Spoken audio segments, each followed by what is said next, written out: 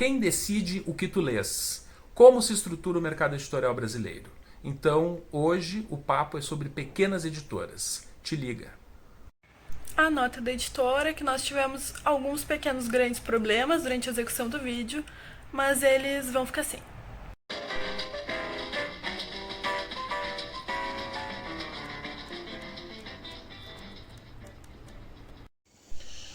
Olá, hoje eu vou variar um pouquinho o assunto. Né? Na maior parte dos vídeos eu tenho falado sobre um livro, sobre um autor, sobre filmes.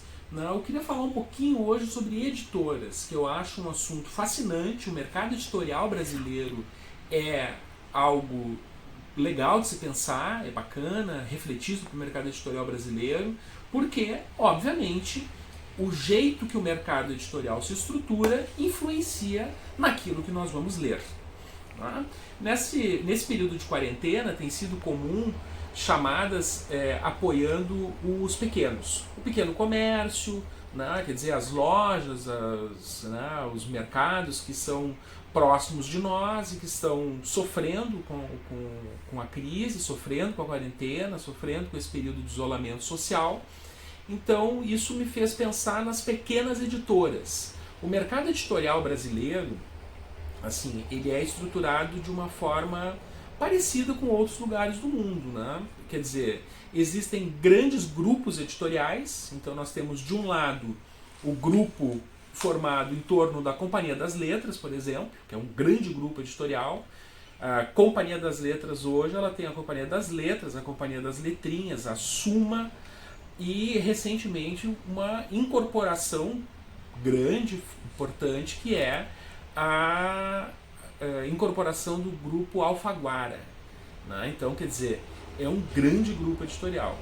Do outro lado, nós temos o grupo da Record, que também é um monstro, né? Um gigante editorial. Tem Record, Civilização Brasileira, Nova Fronteira e por aí vai. Né? São 15 selos, eu acho. Tá? Então, esses grupos editoriais com muito capital vindo de fora, com muita grana vindo de fora do país, né, com sócios, com participação de grupos estrangeiros, eles têm muita força. Então eles publicam muitos livros com grandes projetos editoriais, na maior parte das vezes, capturam os grandes autores que são premiados, né, Nobel, os grandes prêmios literários internacionais. Se vocês forem ver, grande parte desses autores estão publicados por grandes editoras como essas.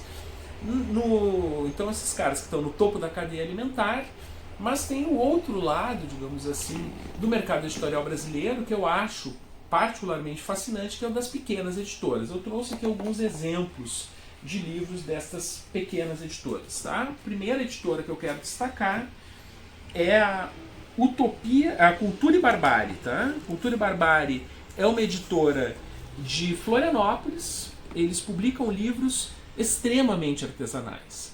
Tá? São pequenas tiragens numeradas grande parte das vezes. Né? Quer dizer, esse aqui, por exemplo, este livro é uma coletânea de textos do grande crítico de arte Karl Einstein, publicados na revista Documentos, tá? Uma revista francesa dos anos 20 e 30. Foram publicados apenas 300 exemplares. Tá? Cada exemplar é feito manualmente. Tá? Vocês podem ver aqui a costura, essa costura é feita manualmente. Tá? Um acabamento belíssimo, né? O acabamento do livro é muito bonito, né? Vem com ilustrações, como era publicado na época, só que, obviamente, traduzida para o português. Essa revista é importante, divulgou vários autores ligados ao surrealismo, então é uma editora, essa Cultura e Barbárie, que traz publicações desse tipo. Tá? Publicações artesanais, pequenas, né? Pequenos livros, como esse textinho sobre a Revolução do Blanc, por exemplo, autor francês do século XIX. Tá? Uma bela edição com texto traduzido, com fotografias de época. Tá? São edições pequenas também. Esse aqui deve ser, sei lá, 100 exemplares. Tá? Não diz aqui, mas enfim, geralmente traz informações. Tá? Vocês vão encontrar geralmente, né, essas edições costuradas à mão, numeradas, de textos também que não são textos que circulem muito nas grandes editoras, né? Vocês não costumam ver estes autores circulando assim nas livrarias, né? Então, geralmente o processo comercial dessas editoras ele também é artesanal. Quer dizer, essas editoras vendem os seus livros pelo site ou por alguns poucos livreiros que são parceiros dessas editoras, tá bem? Agora, então, primeira dica: quer comprar livros diferentes, quer buscar autores que não são autores badalados no mercado, mas são autores importantes, Cultura e Barbárie é uma bela dica, tá? Uma editora de Florianópolis, tá bem? A outra editora que eu gostaria de comentar é a N-1, tá? N-1 é uma editora de São Paulo, tem como editor, como figura, né, que pensa um pouco a editora, o Pelbart, né, que é um psicanalista e filósofo bastante conhecido, e publicam livros também.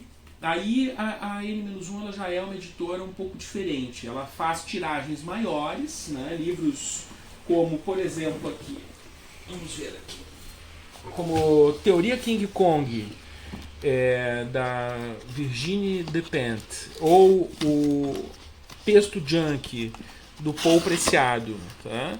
Esses livros que eu estou mostrando aqui na minha mão, eles são tiragens maiores de autores que não são propriamente do establishment, mas são autores conhecidos, são autores com carreira, né? São autores assim com uma carreira reconhecida hoje, tá? São autores que vendem razoavelmente, tá?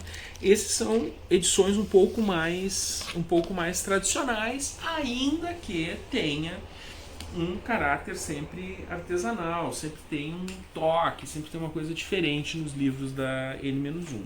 Se destaca, é claro, pelo catálogo, né? O catálogo da N-1 é um catálogo muito bacana, muito diferente, tá?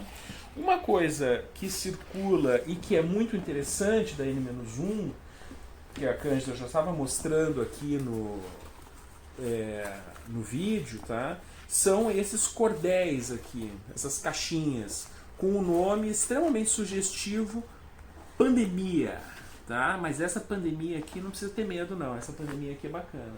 Tá? São pequenos textos, são cordéis, escritos por grandes autores. Olha aqui, eu abro esse aqui e dou de cara com o maior antropólogo brasileiro vivo, provavelmente um dos maiores antropólogos do mundo, Eduardo Viveiros de Castro. Tá? Os Involuntários da Pátria. Eu vou invadir o vídeo, está aqui Os Involuntários da Pátria. Tá? São textos pequenos, pequenas provocações, pequenos artigos que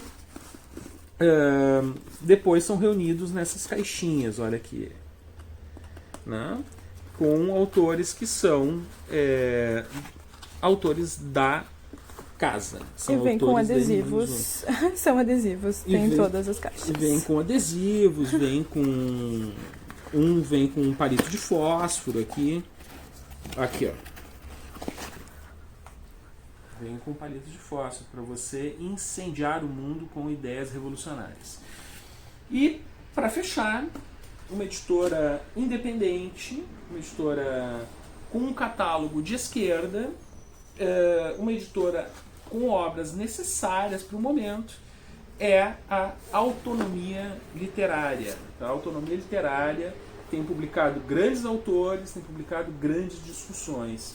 A Autonomia Literária publicou 3 livros, né, do Yanis Varoufakis, o grande economista grego, que peitou a Troika e, né, discutiu a questão da austeridade na Europa. Tá? Esse livro aqui, por exemplo, do Mark Bliff, Austeridade, História de uma Ideia Perigosa, é um livro absolutamente necessário à discussão hoje com políticas regressivas de ataque aos direitos sociais. Tá? Austeridade, do Mark Bliff, E outra dica do catálogo da autonomia, o catálogo todo é muito bacana. Tem vários livros da autonomia, eu separei alguns aqui, porque senão eu ia acabar soterrado no meio dos livros. O outro é este aqui, Antifa, tá? A história dos movimentos antifascistas no mundo. É um livro importantíssimo para o momento que nós estamos vivendo, momento de crescimento das ideias de extrema direita, dos movimentos extremistas de inspiração nazi-fascista. Tá bem? Então, só para dar um recado, assim, para mostrar um pouco o trabalho de editoras pequenas, que vão do artesanal da cultura e barbárie, passando por um processo um pouco mais industrializado, digamos assim, da N-1, e chegando a uma editora com um catálogo bastante direcionado, uma editora um pouco quase de nicho, no melhor sentido, né, dessa expressão, que é a autonomia literária. 3 pequenas editoras com catálogos interessantes e que são necessárias para a discussão hoje. Te liga!